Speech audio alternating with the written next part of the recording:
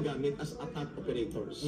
Mangbabastos, mangbubuli, manduduro. Ang isang paksyon dyan, aktibo talaga sa CPP, NPA, LDF.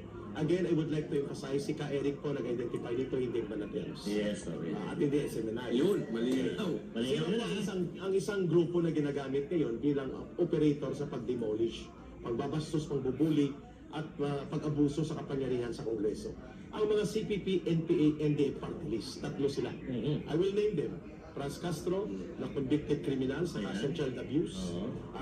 Si Raul Manuel, si Arlene Brosas. Ito sila ay mga aktibo na mga operatiba at until now they belong to the Communist Party of the Philippines and therefore they are also part of the entire operations of the CPP, NPA, NDF. Ang pangalawang grupo, isa lang pala siya. Isa lang yun. Pero barkada sa ni Akop. Ito ba yung sinipa? Ito yung sinipa ng NPA. Dati siyang NPA, kaya sinipa siya. Dahil naging bodyguard siya ng mga asindero at ng mga politiko sa Negros. Ay, balimbing! Oo. So, NPA siya dati at sinipa at nagbuo ng grupo na tinatawag na RPA, ABB. So, party na siya ng kalaban na ng NPA. Kalaban. Aminin ko sa inyo, isa yan sa primary target namin noon ng National Operations Command ako. Ang inabot ang boss niya, si Arturo Tabara, dito sa SM Pergio na sa Silay. Ang isa si Romulo Quintanar. While Quintanar was the general commander of the NPA before, he was not part of the RPA-ABB. Tapusin ko lang, Coach Oli, Sige. Master Jose. So isa si Kalderong NPA kasi kung may sundalong kanin, Kaldero? may Kalderong NPA. Yan si Paduano, Kalderong NPA. Ay, pinakalaala na. Yung Para naman tawag mo kay Ako. si Akop naman ay nag-aasang Panis na kanin. Panis na kanin panis na nagbabarkada sa Sangano na si Paduano. Sige. Kaya ang pangatlo, Gusto natin malaman yung background nito. Kung ni bakit Paduano. tutip siya ng content. may pangatlo pa doon kanina na bloke. Sige. Nakalusot. Ito naman ang mga hilaw na komunista. Ang mga hilaw na komunista ay sinipa din sa CPP, NPA, NDF. Itong grupo ng Akbayan. Nako. So tatlo yun. Hindi yan magkakasama sa isang organisasyon. Nagpapatayan dati yan sa panahon ng 1994 hanggang mga year 2000. Eric, maputol ko yung Akbayan na yung kasama nila Dilima, di ba? Dilima at Tiberos. Ang tawag naman doon mga hilaw na komunista. Hilaw pala yan, mga yan. Kasi walang NPA ito. According to kay Kay Eric. So, pwede yung tawaging impostor na aktivista. O, hilaw na komunista, impostor na aktivista, kasi wala silang NPA. Yes. Pero gusto na rin nilang guluhin ng gobyerno. Ito naman ang CPP, NPA, NDF, nagkukunwaring walang NPA, pero kasama sila. Yan naman ang mga nasa communist terrorist group na napangalanan na ng gobyerno ang kanilang organisasyon. Yung isa kanila, ito yung pinakamabangis na Rottweiler. Sa loob ng Congress. Sorry, Boss Dada. Sige.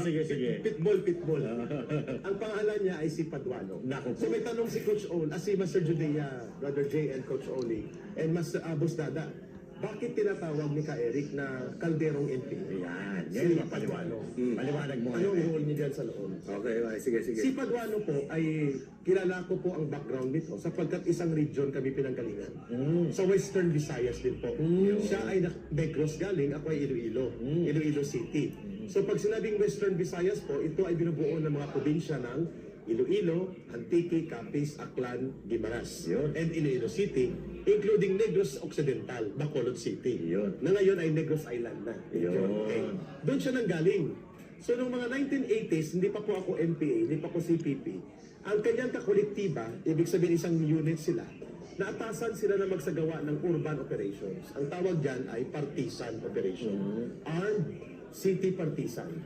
So dineploy sila na may birahin silang target na pulis sa Paglaom Sports Complex sa Bacolod. So ito yung mga early 80s, no? Papatayin nila. Naatasan siya na siyang bibira. So team of 3 yata sila. May dalawang backup siyang birador. Birador pala. Nang bumunot siya ng kanyang 45, ayon sa kwento ng team na yon na naabutan ko sa Panay Island, na galing Negros, ang pangalan na gamit niya na noon sa RPA na siya Karapali Luwalhati. Kasi mahilig sa Luwalhati. Yun, itong birador na to. Itong napakilalang birador. Sino to ulit? Para alam nila. Si Boy Content si Calderong NPA. Ngayon nang bumunot siya ng baril, lumingon yung pulis at bumunot ng may baril din ng pulis. Sa sobrang tapang yung nabitawan yung 45. Ninervyos!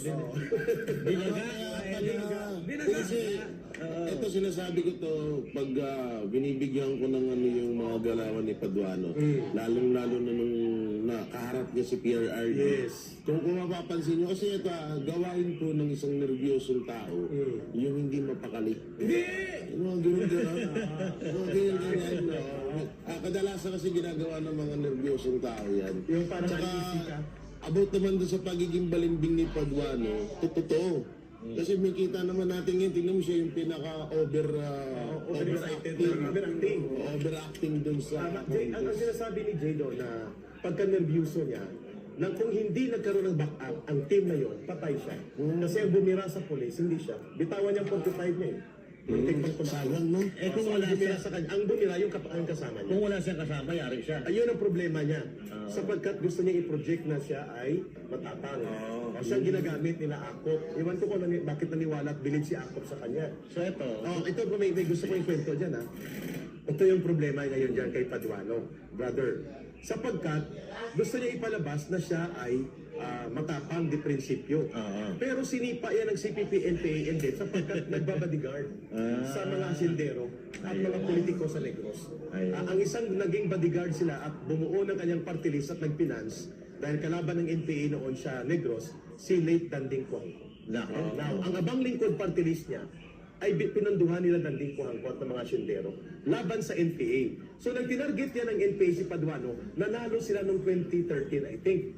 Hindi nagpapakita, nagtataguin sa office ni Albi Benitez. nako, Kahit na sa kongreso na siya, hindi siya Tumatago. nagtatago kasi at that time, active pa ang order na birahin siya ng NPA. So alam ko kung anong background nito. Sayang. Ibig sabihin ngayon, magkakasama na sila ni Franz Castro, ni Raul Manuel at nila Arlene Rosas, posibleng sila ay nagkaroon ng tactical alliance kasama ang mga hilaw na komunista at mga impostor na activist. Ay, kaya Rick, baka ano na yan, baka nasa grupo na nila Brosas nila Castro yan. Walang formal na pagbabalik sa isang organisasyon, pero mayroon silang common enemy at common O kaya enemy. baka nagbuo sila ng Alliance. sarili nilang grupo. Hindi pwede. Hindi rin pwede. Nagbuo lang sila ng common agenda. Yung common agenda nila, wasakin ang matapang at decisibong liderato ng mga Duterte. At duplikadi sila, lagaring hapon. May pundo na, may kita pa. At the same time, nakakapagpostura sila as if they are crusaders sa loob ng Kongreso. Yun. Well, in fact, hindi. Sila ang mga numero, kung may banateros, mayroong sabotaheros. sila yun. Sila, Pero naka-Eric, ano? Mayroong sabotaheros. Eric, ididiin lang natin. Kasi ito personal knowledge mo to eh. Alam mo kung saan ang galing. Kasi you belong to that particular before.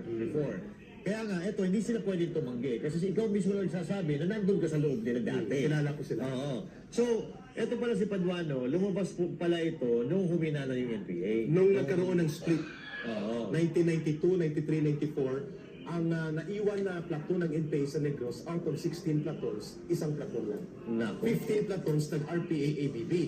Kaya pinagdinisarmahan nila ang mga NPA. At no less than former General Raimundo Jarque, na nag-detect sa NPA ang nag-confirm na ang grupong yan ng mga RPA ABB, including Paduano, at the late Arturo Tabara, ay mga bodyguard ng mga siyendero at politiko sa Negros. Nako. Boss D, baka may gusto kang idugtong o tanong kay Ka Eric na malinawan tayo ngayong gabi. No? Hello, Ka Eric. Ay, Boss Dada. Ang tanong ko lang, since sa sinasabi mo na konektado itong si Paduano sa makakaliwa, safe to say na itong kanyang party list ngayon, kasama doon sa mga listahan ng mga identified na legal fronts ng CPP-NPA.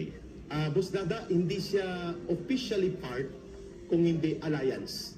Kasi ang party list ng CPP, NPA, NDF na silang bumuo at nagpapatakbo, apat ang naiwan. Yung Bayad Muna, na tumatakbo pa rin, sila Colmenares, no? Yung Bayad Muna. Pinatalsik na dati yan eh. So sa CPP pa rin yun, Boss Dada, at supporter ng NPA. Ang pangalawa, yung Kabataan NPA Recruiter Party List ni Raul Manuel. Yung pangatlo, yung Gabriela NPA Lover Party List.